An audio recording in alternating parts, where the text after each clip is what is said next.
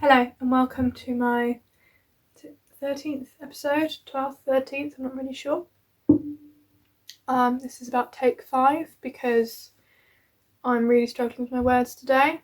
I'm wondering if at this point I want to just give up. But I really wanted to record today because I'm sat at home all day doing things in the house and I'm hoping tomorrow I'll be out and then that's my weekend gone. So yeah, I'm going to try one last time. I apologise in advance if some random rubbish comes out of my mouth or I'm not communicating myself very well. I seem to be having a problem with communication today. Don't know why. But yes, so hello. Nice to see you. I'm sat on the floor in my sewing room today. Sewing room stroke spare bedroom.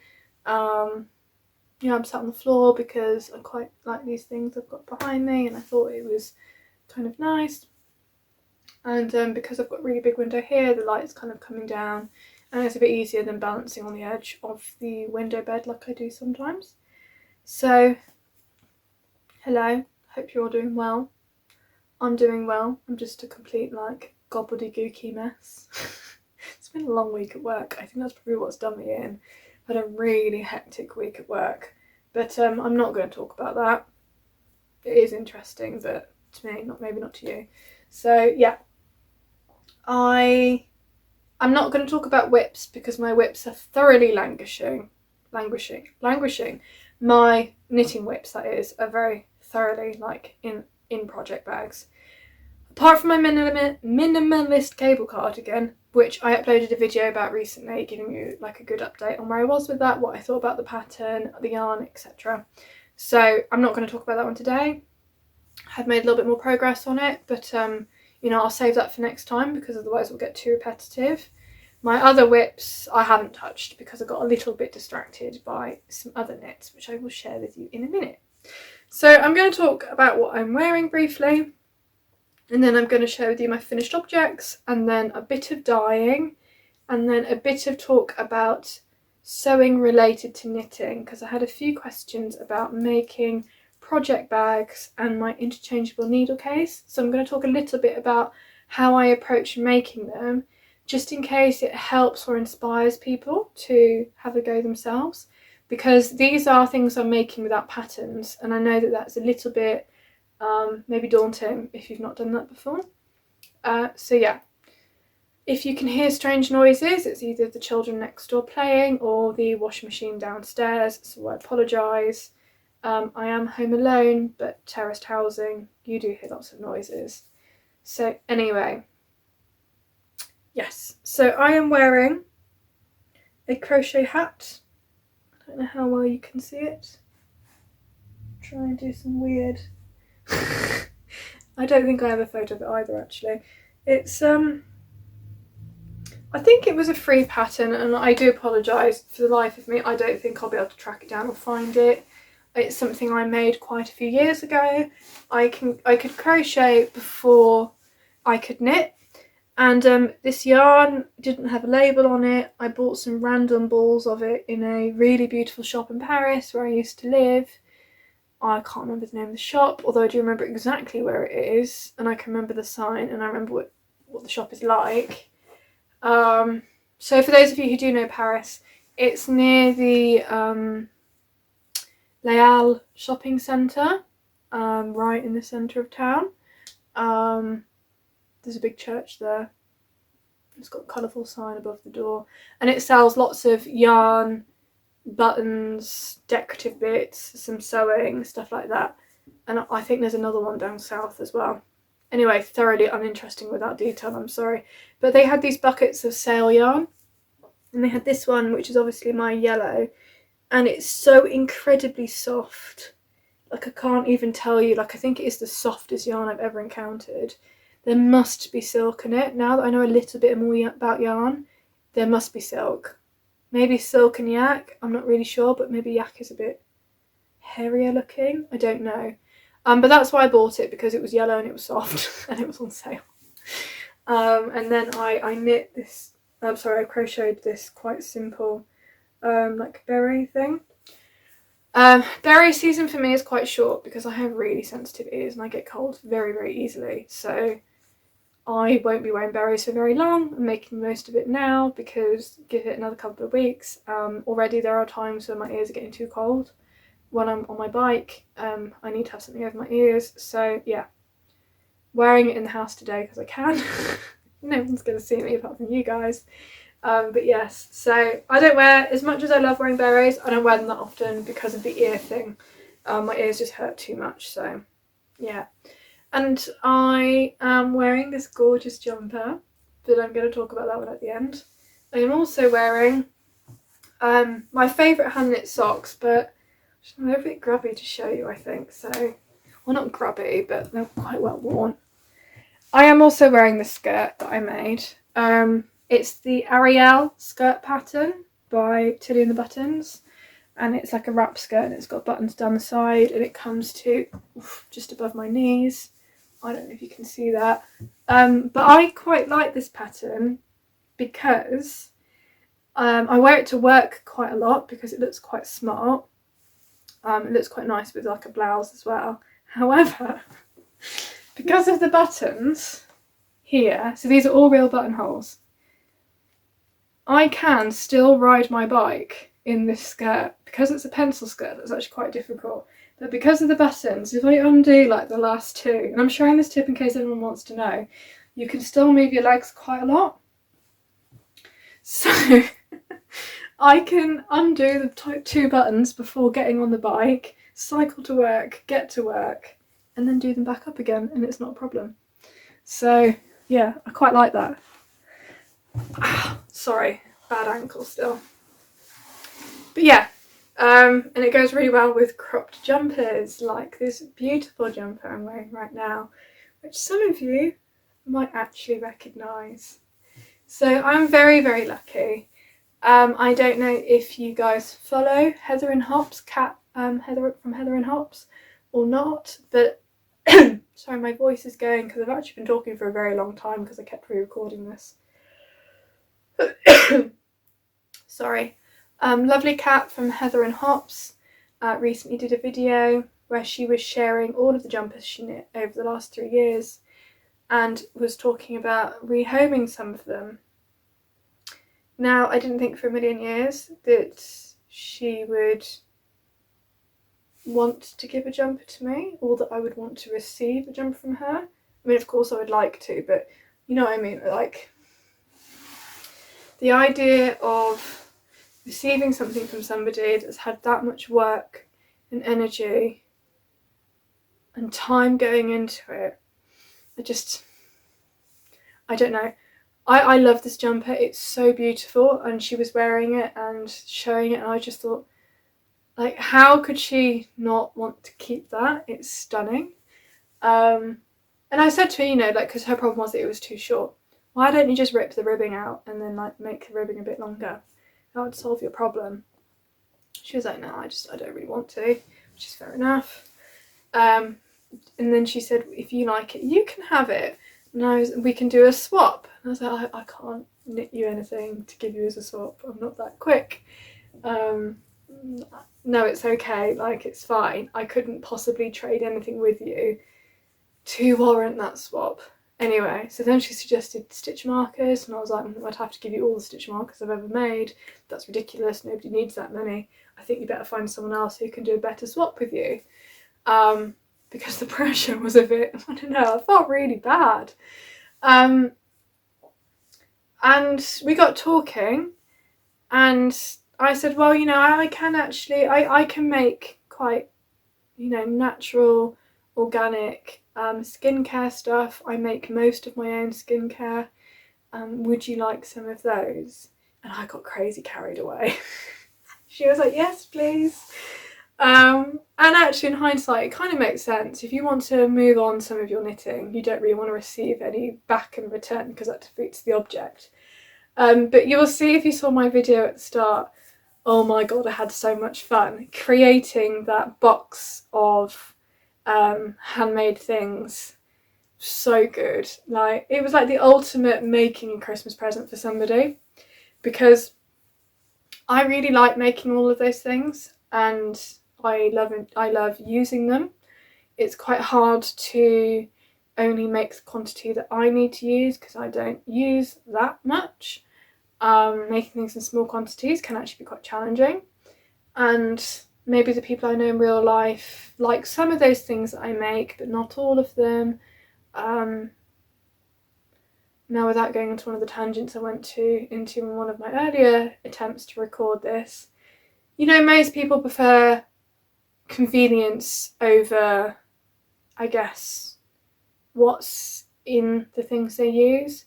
Like, people would rather have hand cream in a tube than out of a reused jam jar, for instance, because it's easier to use the tube than it is the jam jar. I can't put my hand cream into tubes. I don't have the capability of doing that.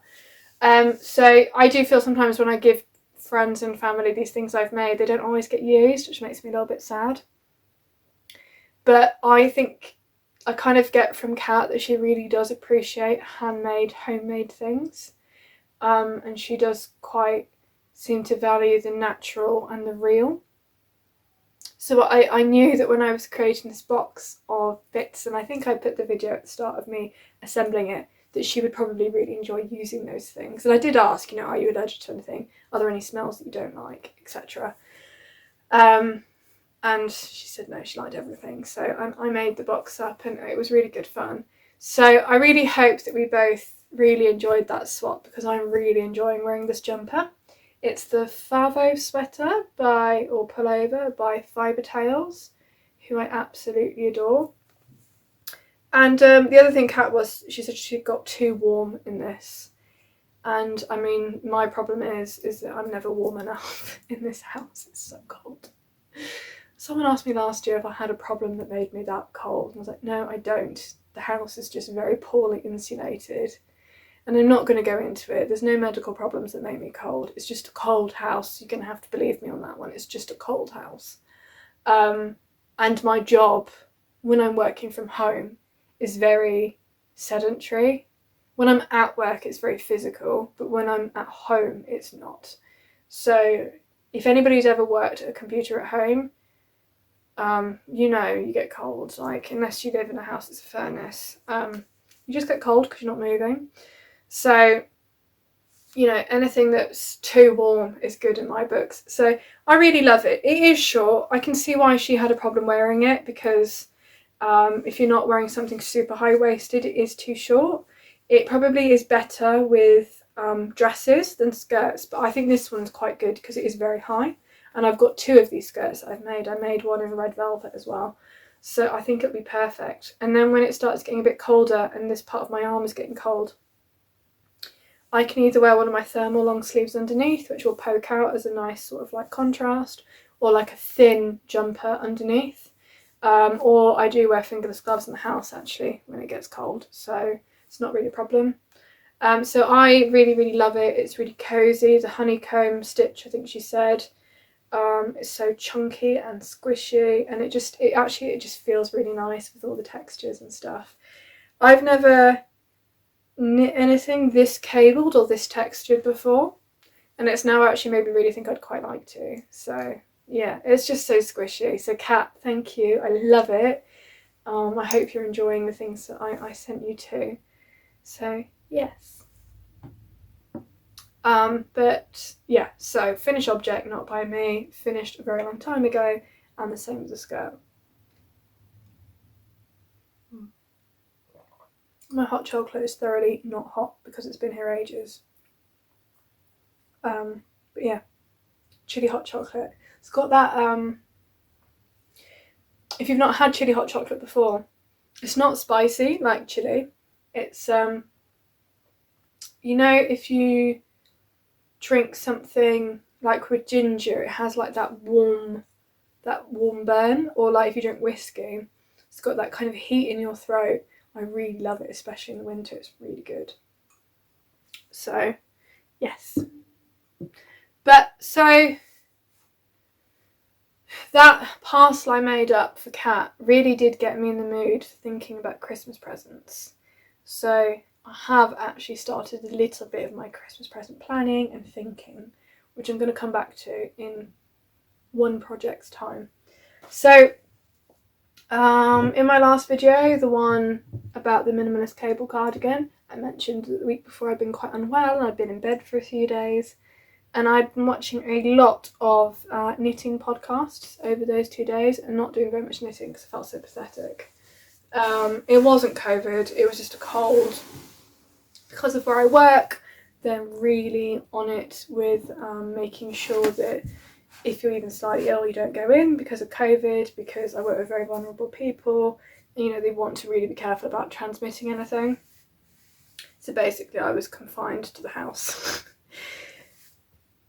Watching the knitting videos, feeling quite sorry for myself, and I wanted to treat myself to something that I didn't need to treat myself to. I have nice treats all the time, but you know how it is. I wanted to buy myself some yarn, and I'd kept seeing all of these people making videos about using plotulopi and Nutiden yarn. And I have to say, for a really long time, I wasn't interested in working with either, because if you've not encountered it before, it's an unspun yarn. And if I was to tug on this, it would just break. I'm not going to, because you've probably seen it before. And so I couldn't understand why somebody would want to bother working with a yarn that would be quite so delicate and, I don't know, in my view, quite a lot of hassle to work with. So I've never really bothered, but I have to say I've seen so many lovely things knit with it. Bmandarines, Melody Hoffman of Bmandarines has been designing lots of really stunning jumpers using Nutiden and plotulopi. I think that's how you say it. And I just kind of, so I succumbed basically. So, and it's also quite affordable. So even though I was like, I can't really justify spending the money on more yarn that I don't need, equally I feel awful and pathetic and I want to buy some yarn. So I did. I bought some plotulopi. So I bought,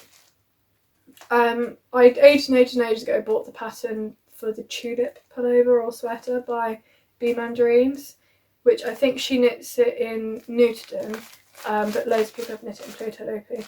So I bought like this, I think it's like a heathered oatmeal beige colour. I think it's quite similar to the colour that I knit my Fern and Feather in Lopi, but that one might be more of a cool grey and this is a bit warmer. So I ordered 4 of these for that, but because I was so scared of working with it, I then decided, well, maybe I should knit myself a hat or something from it as like a test, just as a practice, maybe is a better word. So Kat from Heather and Hops has knit quite a few hats with Nutiden and a strand of mohair, and so lots of other people. And I remembered that I had a skein of mohair that I bought from a D-stash on Instagram. So this is a mohair by Bien Aimee. It's like a forest green. It's not a very complex colour, it's just like a good dark green, but it's quite solid, I think, in its colour. It's kind of what you see is what you get. Which I do have to say, it has made me think, like, I didn't pay full price for this, it was half price. Like, what, forgive me for saying this, what's the point in buying a skein of expensive mohair? Like, I think full price, this is more than £30 a skein. If it's just a very flat colour. Don't get me wrong, it's a beautiful colour. but it doesn't strike me as being very unique. So I'm glad that I didn't pay full price for this, because yeah, I don't know, it strikes me as maybe not really worth it. But so I wanted to use it for something quite special, and I thought, well, why don't I get a skein of plotulopi? Sorry, not a skein, they call them plates because they look like these discs of plotulopi, however you say it, to make a hat. And so this one, I don't know if you can see on the camera. The thing I really like about these Eastex yarns, so plotulopi and letlopi, is that they've got really complex colours. Well, I think you can see it there. There's that bit of blue. So this has lots of yellow and blue in it, as well as the green. It's really complex. And like, you know, this one, if you can see through the plastic, it's quite heathered as well. And I really like that because it's got subtle variation without being too much. So it's got a complexity while still being quite basic. And I'm starting to realise that maybe that's what I really like to wear, especially in my knitwear, if I've got other things going on in my outfit, is like subtle variations maybe, rather than really mad and crazy. So yeah, I then had a look at patterns and I settled on the Brume Hat by Melody Hoffman. Sorry. So this is actually still quite damp. And so this is made using two strands of plotulopi, so I was pulling from the centre and the outside, and one strand of my Bien Aimee mohair. Now, before I blocked it, it fit really well. And now it looks really big. So I'm hoping it's not too big. It looks massive to me. I hope it's okay. But it's really, really thick, and I think it will be absolutely perfect if it does fit for my crazy sensitive ears, because they get so cold. So I'm hoping that I can like wear it with the brim up quite high, because I don't like the baggy bit you get on top of some hats. I think it was at Knitting Traditions said it made her think of condoms, and I must admit it does a little bit to me too. Sorry. I like quite a fitted hat to the shape of my head. But also because I wear overhead headphones quite a lot, bike helmets, etc. So it's quite good to have on, it really fits. So I'm hoping this will be really nice and thick on my ears. I did try it on before I blocked it, and I wore it a little bit, and it didn't seem to itch my ears or head at all. It was really warm and cozy. I really enjoyed it. I'm sorry, I think you can hear that. Oh dear. I apologise. It must be nap time.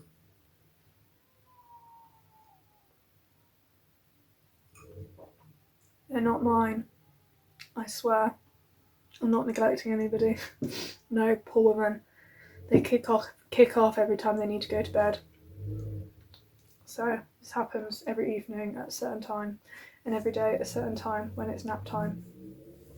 But yes, it will stop in a second, I hope.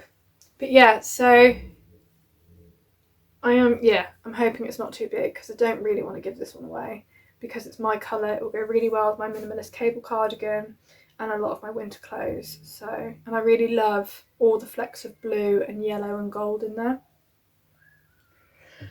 And it's quite a basic knit, because you knit it from the brim up. There's only shaping when you get to about here, so it's quite, and even then it's easy shaping, so it's quite a good mindless project. I really enjoy it. So I thoroughly recommend this pattern. And so I was I couldn't be bothered to knit the heel on my other sock. Didn't really feel like working on my beetle cardigan. I like all my other whips. I wasn't really in the mood. And because I had really enjoyed making that parcel for Kat, I kind of got a bit into the Christmas thinking and planning mode. Sorry, I know it's really early, but I thought, oh, I want to start planning my Christmas presents. So I was looking through my stash and I had these skeins of ice blue mohair with little sequins on it that was a bit sort of kitsch looking, and a acrylic wool blend in cream. And they're both yarns I've had in my stash that I was given by somebody who didn't want them, because I have a relative that passes on like odds and ends to me that she doesn't want, but usually quite sizable odds and ends. So this was a skein and a half of each. So I kept them thinking one day I could do something with them, but I don't know what, because they're not really yarns I would ever wear. So I thought held together they'd be perfect for making another one of those hats. And actually I quite like the way this looks together. And when I put it on, it did quite suit me actually, surprisingly. But I'm not going to keep it, I am going to gift it. It's got quite a nice, even though it is like quite a lot of acrylic, it has got quite a good feel to it. Like it feels quite substantial, it doesn't feel plasticky. And that's probably because of the mohair. And I think it looks really pretty. It's quite a lot smaller than this one, even though I knit on the same size needles and did the same size. This one seems to have come out much bigger, so I'm a little bit worried this one's gonna, like in blocking, it's become too big. But yeah, so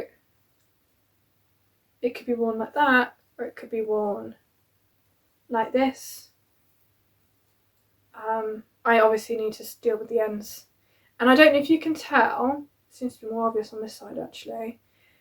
So for the brim, which is knit in so the brim is the first sort of 10 centimetres or so, which is knit in like a slightly smaller needle size, I've only held the mohair with one strand, and then in here it's 2 to 3, which is partly why there's so many ends, because I wanted to use all of the mohair up in the hat, so there's only a really tiny bit left. So it's mostly like 2 to 3 strands here, and then I realised I was running out, so it's like 1 up here. But that's quite nice because it means it's quite nice and like thick and fluffy where the ears and the head are. Oh, I mean, obviously the whole thing's your head, but it does have like a really good, like, I don't know, it feels good in the hand, so I'm hoping it'll be nice to wear. So yeah, so my 2 finished objects are these hats. God, there is a massive size difference.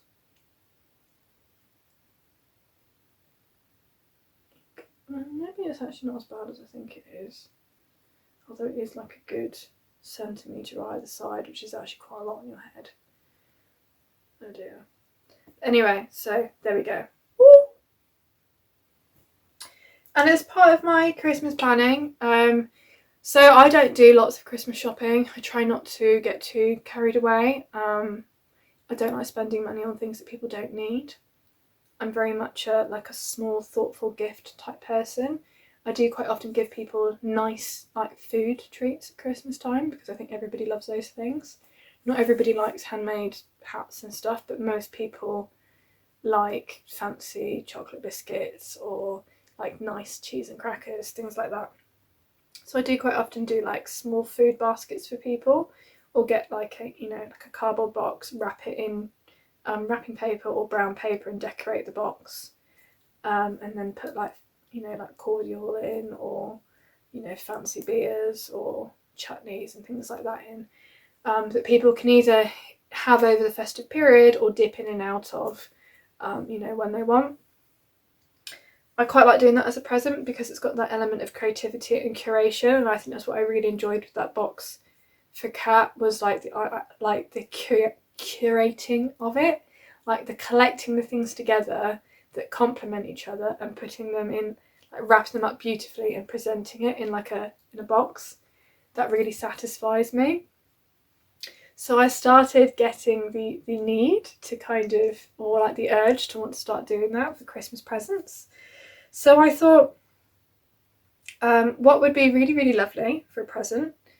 What could be better than a hand knit item and some really lovely hot chocolate? Also, because it's a dry item, it meant I bought quite a few of these actually. I could buy some now, and that way I'm kind of spreading the cost of my Christmas shopping as well. So this is a small business in Bath, and I'm going to share it with you because that's where my chili hot chocolate I'm drinking from at the moment is, and it's really, really gorgeous. And I think they make really nice Christmas presents, and I thought maybe it'd give you guys, if you're based in England, maybe a good idea as well, if you need some ideas, because sometimes it's quite stressful. But they're really cute, they're not that expensive, and they come in different flavours. I bought predominantly like the plain one, but I bought chili for myself and my mum, and there's like a winter spice one and a ginger one and a few others. So for people that I know who do like chili and ginger and stuff, I did buy some flavoured ones, but mostly plain ones. So yeah, I think this would be like a really nice Christmas present. And for my mother, I bought something that like handmade from another business. It's something that I knew she'd really like, which I'm gonna pair with a hot chocolate. And I just thought could be nicer than hot chocolate and a handmade candle, or hot chocolate and some knit socks, or I don't know, it just really excites me. Is that weird? I don't know. So just showing. So the company is called Hearth, and they're based in Somerset in England. Really recommend. Really like it. But yeah. So that's my knitting. It's like sorry, that was a bit babbly just talking about 2 hats. But yeah, really recommend that pattern, really enjoyed it. It was quite fast actually. I think it's probably quite good for a gift knit because you can carry it around with you. It's quite portable, it's quite straightforward. Yeah, so, and it's quite basic looking as well, it's not fussy. So I am tempted maybe to, because this is for my partner's mum, maybe I'll make one for his dad as well, if I've got some yarn that I think might be suitable. I'll have to have a bit of a look at my stash. I think I've got some brown and black, but maybe not enough to have like brown and then a black brim. It's like a reddish brown. There probably isn't enough to do that, so I don't know. Yeah, maybe not. We'll have to have a look. So the other yarny thing I did then was when I was going through my stash of yarns, there was a couple, when I was thinking about gift knits, I thought could be quite good for gift knitting. I had some really chunky yarn that was in like pink and taupe colours, which I didn't really like. I mean, it was a nice yarn, but I didn't like the colours, I didn't like the colour combinations. And I was trying to think if I knew anybody who would want a pink taupe hat. Came to the conclusion I probably didn't. I asked my partner if he thought his mum would like a pink hat before I made that blue one. And he was like, probably not. So I was like, okay, I can't really think of who else I could make a pink hat for. And around the same time, I was thinking about having a go at dyeing some mohair because, sorry.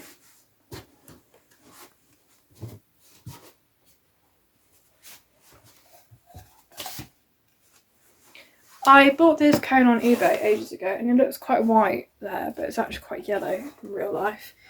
I think it's undyed mohair. Yeah, I think it's quite old. It's been in someone's attic for a really long time. Though it doesn't smell like it has been. It's really fluffy. It does seem to shed its fluff quite a lot though. I'm not a mohair expert, so I don't know if that's normal for it to shed fluff. But I wanted to have a go at dyeing some because I have dyed some with like onion skins before and it came out quite well. I made that little duckling with it in the summer. But I have in the past dyed yarn with food colouring with great success, and it's been very colour fast and lasted like the item's still the same colour it was the day I dyed it. So I wanted to have a go at dyeing that. And then I thought, why don't I over dye that yarn that I don't like, and I had a couple of skeins of yarn I didn't like, into colours that I probably would use. So I'll start with the mohair then. I skeined up some mohair. And so with food colouring, I have these, it's Wiltons food colouring. It's like a gel. It's a professional food colouring, not, sorry, mohair cough. It's not the kind of food colouring you get in the supermarket, I don't think. And I have a few colours. So I thought, and what you do is you sort of, first of all, you mordant the yarn using like vinegar or citric acid, and then you can dye it in the stove, or in the microwave. And so I actually did mine in the microwave in like a Pyrex dish. You can look it up on the internet, it's quite easy. And so I dyed this. Now it possibly looks more vibrant on screen than it is in real life. It's like a mix of blues and purples. Now it's not really me, to be honest. Don't really like it. I found that the mohair doesn't really take the colour up very well. I used a lot of food colouring to get this colour, and there's quite a few sections that didn't really take the dye at all. However, I have thought maybe I could hold it with something and maybe it'd make quite a nice hat. There's about 40 grams here, so I should be able to make a hat with it. I don't know. But that was an experiment. But what was more successful was that pink yarn. So it's a chunky yarn, I think. It's not pink, as you can see. I think there are some places where the original colours might be more visible. Here we go. This bit here, maybe. I can see the original colours in there, but it's probably not that obvious to you on a backdrop of so much blue. Because I think most of it has been tinged. Maybe you can see that there's a difference there. So I used the leftover dye that wasn't taken up by this to over dye this, and I much prefer the colour palette of this. So it's like an icy blue. Well, there's lots of different shades of blue and purple basically. There was already purple in it and pink, so by putting the blue over the top, it didn't really matter that the colour was quite flat that I put on it, because there was already a lot of colour difference in the yarn. So I have a similar weight yarn that I naturally dyed using logwood ages ago. So I am thinking about maybe doing a basic chunky colourwork hat with the little like, you know, if you do one knit stitch in a contrast colour, it has that little heart. Doing a hat like that maybe. I don't know whether this is one hat or two hats. I really have no idea. I thought that could be quite a nice gift knit maybe. Now it's a much more palatable colour palette, I think. It's not a knotty mess like it looks. There you go, there's the loop. It was almost impossible to skein it because it's so thick. It doesn't really become a skein, it just becomes a giant knot. So yeah, so that was with food colouring. It's still drying a bit actually. And then some of you, if you've been sticking around, will probably remember the ugly socks I made for my partner for his birthday using West Yorkshire Spinners yarn. It was in the colour turmeric and I had a lot left and I absolutely hated the colour. So I've over-dyed it and it looks nothing like it originally did. It was like to me, a tacky, cheap orange colour before. I know that sounds really harsh, but that's definitely how I felt about it. He liked the colour and he chose it. I thought it was tacky enough. But that is actually possibly why he likes it, because he does like a bit of kitsch. So using food colouring in the microwave, I dyed this and it's a lot more complex. It's got gold, ochre, rust, orange, red in there. And I tried to do self-striping. I don't think it's going to be because I got a bit carried away, like adding bits in and moving it around. And I pulled it out and I could still see some of the original colour, so I popped it back in and added more dye. So this is about 40 grams, I think. But then I was looking through my stash and I found this, which is some regular sock yarn I dyed with onion skins. And so I think the two combined could make a pair of really nice autumn socks. So at some point that's what I'm going to do. I don't know whether I'll stripe them or what, to be honest. I haven't decided. If anybody has any thoughts, tell me. Yeah, I'm not really sure. Maybe striped would be quite good. Or maybe look a bit mad. Not sure. Like, is it helical striping? Not sure, but there we go. So I really recommend, if natural dyeing isn't really your jam because you think it's a bit faffy, I would really recommend food colouring dyeing in the microwave because you can mortar it with vinegar. You don't need to worry about using like other pots and pans because it's food colouring. So food colouring and white vinegar are both things you can eat. So you can just do it. I used a clear Pyrex pie dish. So it doesn't matter because it's not going to dye glass. It's fine. You do need to be careful that you might dye the countertop. Yeah, no, it's really good, and you can get quite vibrant colours. And the results are immediate, so you can see right away what colour you're going to get. So that's quite fun. Quite good with kids, I guess, as well. There's like no fumes or anything, obviously, because it's food colouring.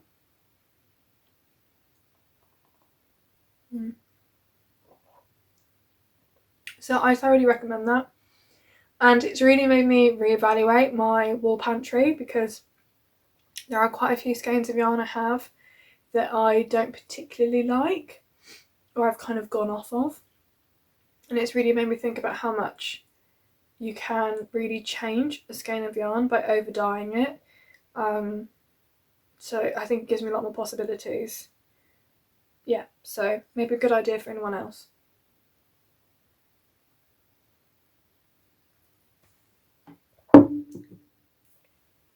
Okay, so the last thing I'm going to talk about is sewing. So if you're not interested, see you next time. If you are, then let's talk about sewing. So, I'm just checking there's no chocolate on my hands. No, there isn't. A few months ago, maybe now, I made this interchangeable needle case. Now, it was a challenge. I don't think I'll ever make another one. Partly because I don't really need to, now that I've got this one. But yeah, I mean, I'd never make any to sell because it was a lot of work. But I don't know about you, most cases the interchangeable needles come in, I think are really ugly and horrid, and I don't like using them. But because I've got how do you say it, interchangeable needles, the shape of that case and the format I actually quite liked, apart from the fact there weren't enough pockets in it. So you might recognise that this is, broadly speaking, the same shape with the same sort of placement of an outer pocket. So I'll give you a bit of a tour about it and then I'll try and explain how I made it. So it's got this little little pocket on the front, which, you know, is good for storing small things. And then a zip all around the outside.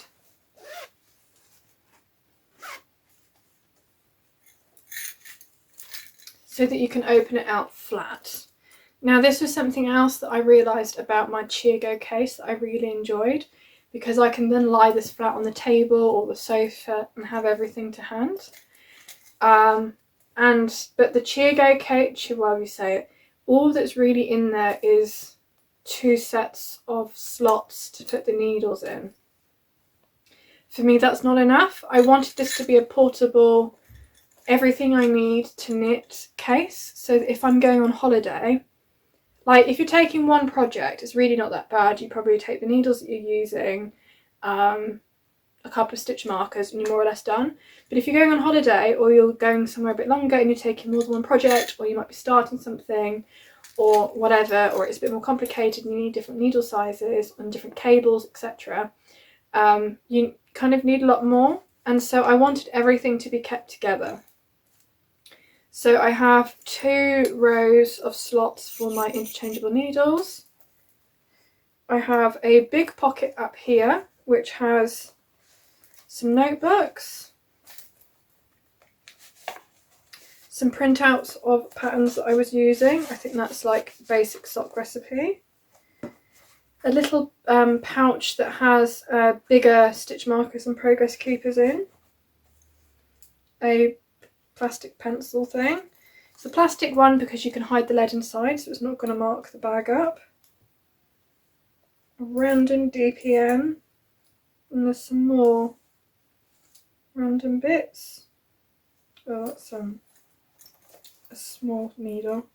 There is then this loop, can you see, which has some progress keepers on it and some stitch markers attached using a bulb pin, which are those weird looking safety pins that have like a bump. Then there's 2 pockets, one here and one here, and then a tape measure ribbon. And it is accurate, I did put a tape measure against it to make sure the inches are marked out properly. And in these pockets, which I'm not going to open because otherwise it will all fall out, are the cables, a little tiny tin that has stoppers and connectors and adapters for the cables in, a little ruler, a needle gauge, some more stoppers and some tiny scissors. Yeah, that's what's in there. So the challenge with making this is thinking, where do you start to get all the bits to line up and have all the panels? So with this side, and also the reason why there's poppers across the middle is because if I ever want to add an extra insert, I can add another one and just have like the other side of the poppers and it'll pop in place. I probably won't ever do it, but it's like just in case, it was like a security measure for myself. I quite like that I've got that option there. So I first of all started by kind of sketching out what I wanted.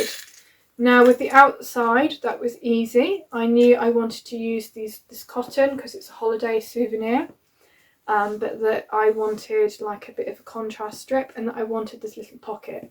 So I watched a YouTube video on how to do this little pocket. I'd done a couple on some project bags. And so I started by assembling then the outside. So, sorry, I'm trying to make sure I don't drop anything. The outside then is a rectangle. So I cut out this strip, a strip of plain linen. I stitched them together and that's how I had my outside piece. I then followed the YouTube video to make the little pocket, making sure it would only occupy 1/2 of the strip. So the pocket only comes up to about here. And that was my outside piece done. I put it to one side. I then cut out in the blue a piece the same size as the whole outer panel and I interfaced it so it had some structure. And I put that down as like my background piece because I knew I wanted it to be all the same. I then sort of, looking at my sketches, realised I wanted like quite a deep big pocket. So I created then, as you can see, like a blue rectangular piece, and it's folded here and it goes all the way up to this zip here. So the raw edges of that piece are folded over here and stitched to the zip, so you can't see them. And this is just the fold. So that blue goes all the way down. And I folded that and I attached it to 1/2 of the zip, but not so that the other half was free. I'm trying to remember.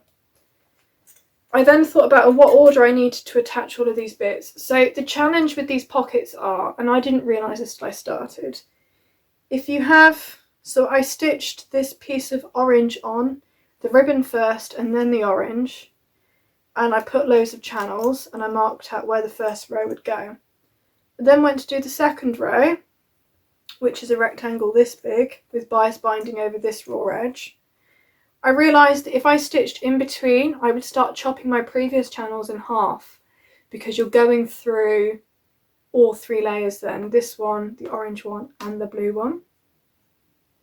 So I had to only sew where I had sewn on the orange one to make sure I didn't chop up my channels in half again, which I probably could have gotten away with because it turned out my channels were actually quite generous for interchangeable needles. So that's why some of them are quite big, because I had to do it there, there and there, and I thought there and there might not be enough space. It probably would have been fine actually. I hope that makes sense. So that was my error. What I should have done is sewn this bit to the orange bit, and then the orange bit to the blue bit, I think. I'm not sure, but it worked. I mean, it's fine, it works. It doesn't look as neat as it could have done, but it will do. I then stitch that edge to the zip and attach the zips to the main pieces. I hope that makes sense. This was quite challenging, and trying to reflect back on how I did it is quite tricky. But what might make more sense is what I'm going to show now, because it's not finished, so you can see a bit better. And I've got my notes and stuff so I can share with you. Okay. So I wanted to make the ultimate small like sock hat project bag that would be, I could just take to the pub and would be sort of like a handbag blended with like project bag. So I'm like part way through.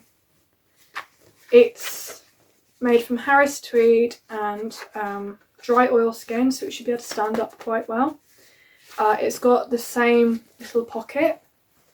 So the idea will be is that when it's finished and lined, this is a drawstring. This is my project bag. And if I'm going to go to the pub and knit in the pub for the evening, I've got a detachable strap that I can add on, so it's a handbag.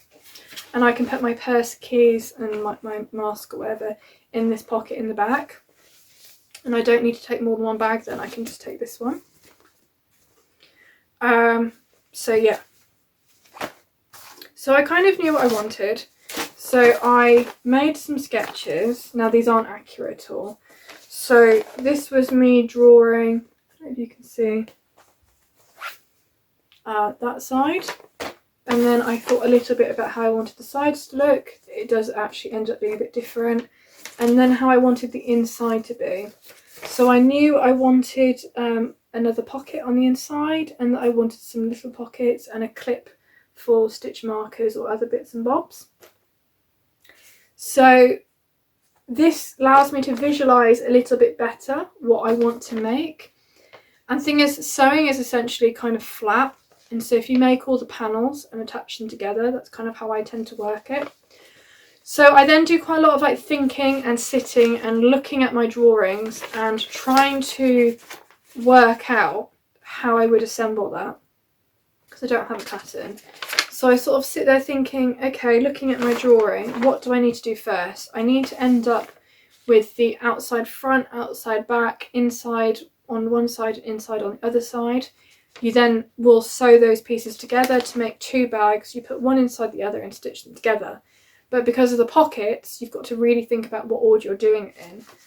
So I was looking at it thinking, okay, so I would first of all need to assemble the front and back separately as panels and then stitch them together. So in order to assemble this, well, sorry, that side, because it's easier, it'd be like I did on the outer piece. You know, I've got the wool, I've got the oilskin, so I sew a rectangle of that to a rectangle of that and do that twice. And then I interfaced it, although I probably interfaced it actually before I sewed it together. But on one of those pieces then, I'll then stitch on the label before then doing the pocket, so that the label doesn't get stitched through the pocket. So this is where I'm start thinking of like the order of things. I don't want my label to go through the pocket, so I need to do the label first so it's there on the outside, and then I can do the pocket. And for the pocket, I follow the YouTube tutorial. I then have the two flat pieces, which I then sew together to make the bag and then do the corners. And then I have like this, if you ignore these bits and this bit, I then have like this fabric bucket. So I then, obviously, I added these loops with these metal loops on here, and I made these rectangles, which will eventually be my drawstring once I've put the lining inside. And then that would be my finished outer. So, but on the inside then, which I haven't put together so you can probably see a bit better, I did end up changing slightly what I was going to do. So I think at the time I was knitting a project in one of my other bags, and it was socks actually. I had the first sock floating around in the bottom with some spare skeins of yarn, and the sock I was working on, and I kept getting into a tangle. And I thought, wouldn't it be really good if there was a compartment in the bottom to keep the spare yarn separate from the current project? So I wanted to create like a section in the middle to separate the two out. So these are my two lining pieces. Might be that way up actually. So one side is now ended up going to be plain, and then the other side has got the pocket, as always, so that's for small things, my little loop, and then this is the sectioning thing. So when it's sewn together, the bag, if you look down, will be like that. So I can have spare yarn down here, and then my project in the bag. This little thing here is I'm going to put a popper in so that I can popper it closed just to keep everything tidy. So I don't need to stitch this bit on. What I will do is when it's time and I've done the popper, I will stitch this together, but I'll leave a hole somewhere so that when I construct the whole thing I can turn it inside out. And I will have my lining, and I will insert that into the other bag and attach it together. So that all sounds quite like, I guess, kind of complicated if you've not done a bag before. I would recommend, if you've never sewn a bag before, maybe picking something a little bit more basic, like a basic drawstring bag. And it's about building up on those layers. But once I'd worked out sort of the steps I needed to do to get to that point, obviously the thing you need to do is you need a pattern, you need to know what size you're doing everything. So I looked at a bag I already had and I made a shape, because it's just a rectangle, and I added 1.5 centimetres all the way around. I then thought about how much of it I wanted to be oilskin and how much I wanted to be wool, and I then added 1.5 centimetres to that and then folded it over. So this is my wool panel, and then